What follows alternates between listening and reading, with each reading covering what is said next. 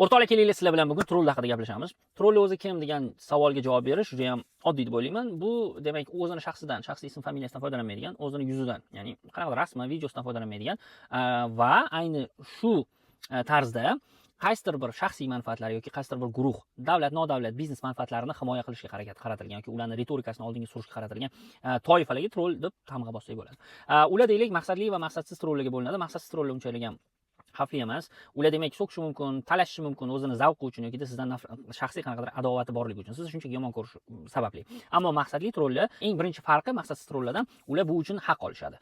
Moddiy, nomoddiy va boshqa ko'rinishdagi, balki oila a'zosi ayni o'sha davlat, nodavlat yoki biznes tuzilmasida ishlar. Shuning uchun ham ularga bu narsani qo'llab-quvvatlash yoki ayni shu ritorikani oldinga surish manfaat beradi.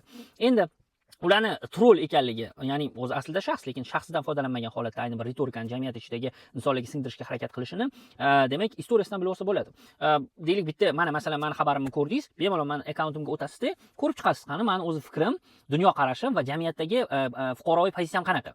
Deylik butun deylik sud qarori chiqqan, kimnidir ayblagan yokida hamma bilib turibdi xalq ichida kim aybdor, kim aybsizligida men o'shani qo'llab-quvvatlaganman yoki nima bo'lishidan qat'iy nazar unga inkor berganman degan savol. Yoki o'zimning fikrlarimni mantiqan yoki qonun bo'yicha, huquq bo'yicha isbotlab keltirib bera olganmanmi degan savollar tug'iladi. Endi trollarni bilish uchun, endi yuzidan foydalanmaydigan trollarni trolligini bilish uchun juda ham oddiy.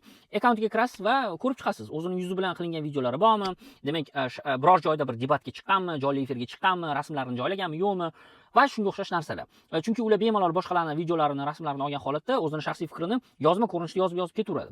Ammo bu degani ular qaysidir, masalan deylik, Asilbek bo'lsin deylik, Asilbek degan odam bo'lmasdan chiqishi mumkin. Qiz bola deb o'ylaganingiz erkak kishi bo'lib chiqishi mumkin va hokazo. Aynan shu uchun ham, xuddi xususan o'zimni ham meni trollikda ayblashgan, lekin mana ko'rib turibsizlar, meni video chiqaraman.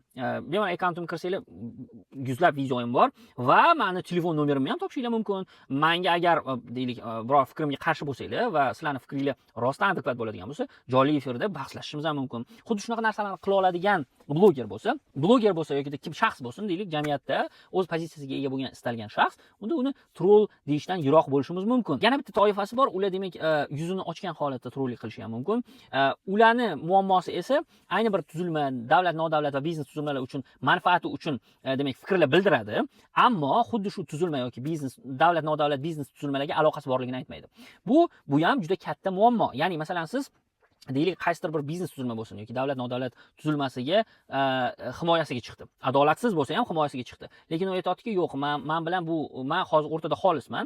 Men ulardan hech qanaqa manfaat olmayman, lekin shu bilan bir qatorda meni o'ylashimcha mana shunaqa